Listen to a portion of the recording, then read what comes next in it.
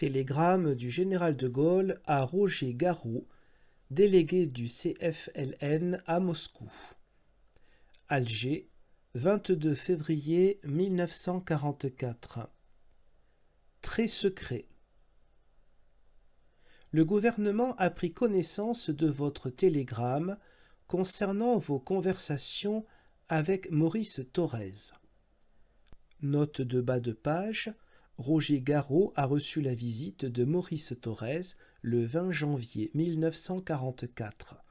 Le secrétaire général du Parti communiste français lui a fait part de son désir de rejoindre Alger. Reprenons le télégramme. Voici les décisions prises à ce sujet. Premièrement, Maurice Thorez ne doit pas se rendre en Afrique du Nord. Ce n'est naturellement pas là une mesure visant le Parti communiste lui-même.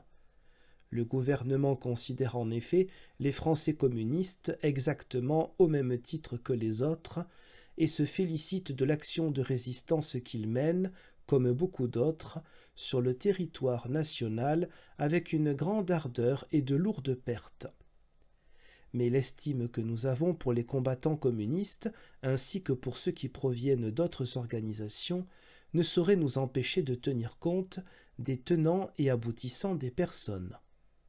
La présence de Maurice Thorez en Afrique du Nord serait inopportune en raison des remous qu'elle soulèverait dans de larges couches de l'opinion. En outre, Thorez a déserté les drapeaux au début de cette guerre et trouvé d'abord abri sur le territoire ennemi. Ces faits obligeraient l'autorité militaire à le traduire devant la justice. Deuxièmement, pour ce qui concerne la participation éventuelle d'éléments communistes au gouvernement, j'y demeure entièrement favorable.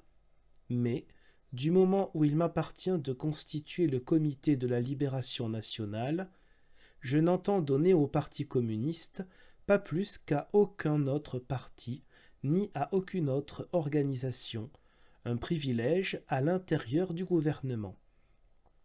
En particulier, il n'appartient pas au Parti communiste de désigner lui-même les ministres de son obédience politique.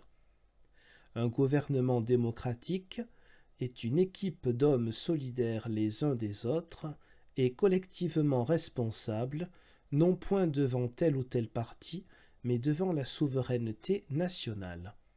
Or, comme vous le savez, la délégation du Parti communiste à Alger prétend m'imposer les membres communistes du gouvernement en les choisissant elle-même. Éventuellement, elle pourrait aussi les retirer. Cette situation serait incompatible avec l'exercice même du gouvernement. Troisièmement, vous pourrez évoquer ces divers points dans une conversation éventuelle avec Maurice Thorez sans paraître y attacher une importance excessive.